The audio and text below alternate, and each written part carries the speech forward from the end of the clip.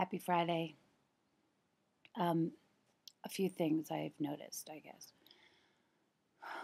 Well, one thing is, I didn't notice this, but I made a decision to not weigh myself every day, to try to weigh myself once a week on Mondays or Tuesdays. So I wanted to weigh myself today, but I didn't. Um, think I'm maintaining, I know I'm not, I don't think I'm any smaller, but I don't think I'm any bigger. I don't know. But I'm maintaining my weight gain and I'm getting used to it, I guess. I'm still not thrilled with it, but I'm able to kind of see that I'm not giant. And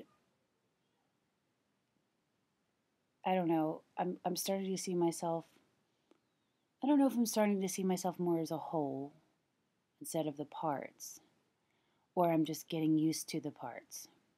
And like having information somewhere back here in my head that it'll redistribute and just to give it time. But again, it's like, what if it doesn't? I have to be okay with what it is, whatever it is. So I guess what I've been, not I guess, what I've been doing is eating 100% and listening to my body. Um, I missed, I chose to not go walking today, and I missed a couple days of like ab work and yoga. I usually do like Monday through Friday ab work, yoga, 10 minutes ab work, 20 minutes yoga, 5 days a week, and then walk 3 days a week for an hour each time, which is like 4 miles each time. But I haven't really been doing the walking for a long time because of the weather, and it's just been here and there. But I didn't do the ab work because I was tired and I had to eat. So, I mean, I'm proud of myself, you know. I am trying to normalize myself, and I think I'm doing that, figuring it out. Um, Something else I wanted to say is that I kind of have the same thing for breakfast every day, and I know that that can be an eating disorder thing um, for like staying with safe foods, but it's for me, it's like I like it, so I eat it until I don't like it. It's kind of like how I wear my clothes. I wear the same thing until I feel like wearing something different. And that could be 2 years, it could be 5 years, it could be a week. It just is however long the feeling is for.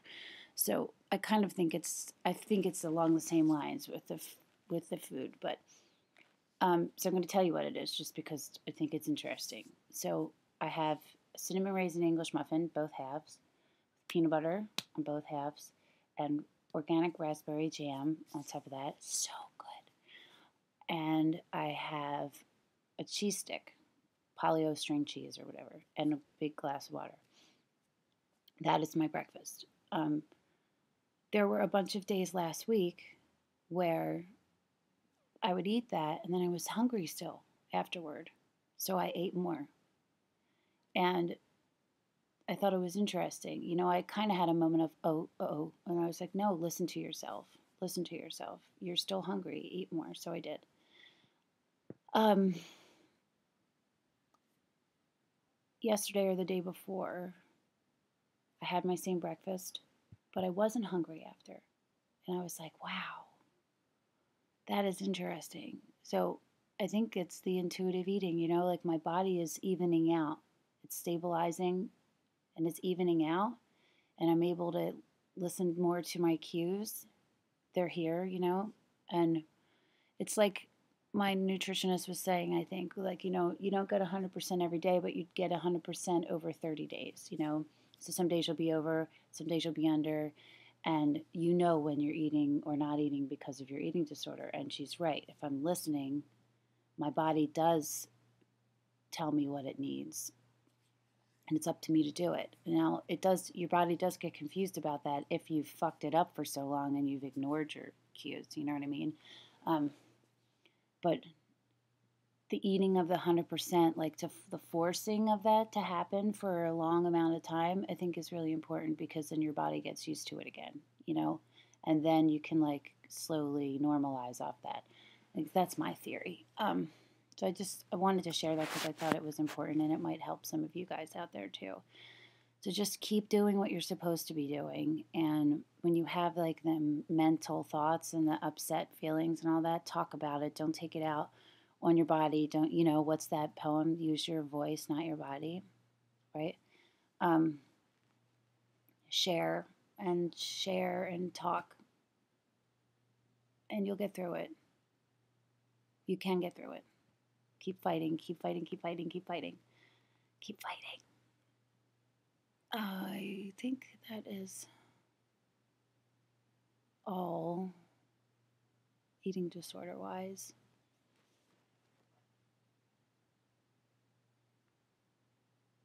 Yeah. Okay. So maybe I'll see you guys again this weekend with updates, but maybe not. I am planning on going to MFG on Sunday, and I don't really know what I'm going to do with the kids this weekend. I'm trying to think of something fun to do with them, and hopefully we'll still do the Twilight thing because I'm like itching to watch the second one now because we watched the first one and we were gonna watch the second one last night, but it didn't work out. So,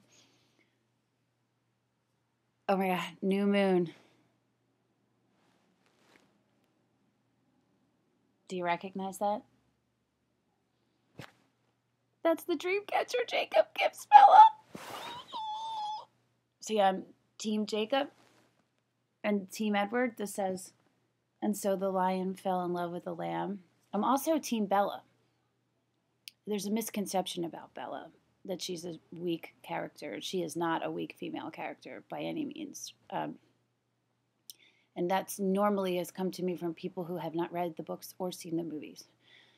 And they're just like, take it on what that myth that's out there. She's a very strong female character. And remember, people, she's 16. 16. What else?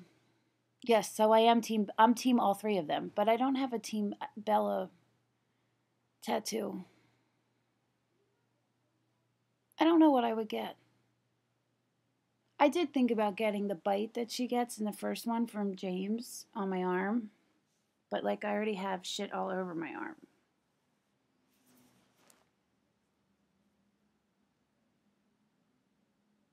I'm thinking about the Anon who asked me how Twilight affects my life, which I thought was a very amusing and interesting question, just in general.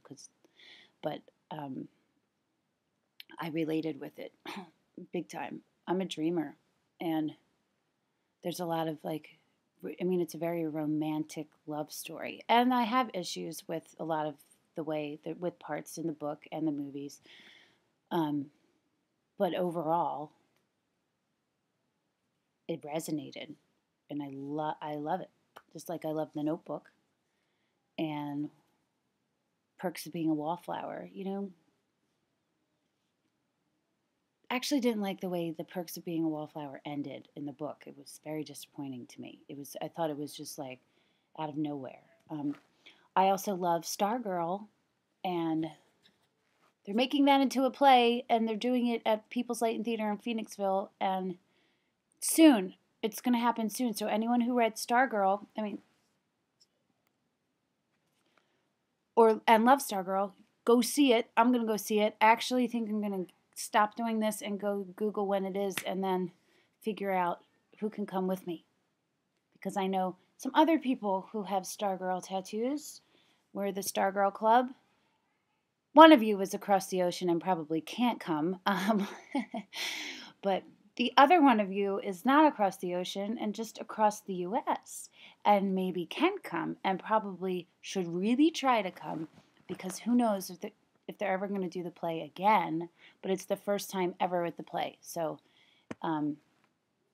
you both know who you are, and I'll text you guys privately about it. But anyway, I will put an update on here because I know a lot of you who follow me have also read Stargirl, and you might want to go see it. And it would be fun if we all did go see it together. So I will put an update information on this blog later. Okay, I just totally tangented. All right, my dirty feet. My dirty foot. There's my dirty feet. Okay, okay. Okay. Bye. Ciao, ciao.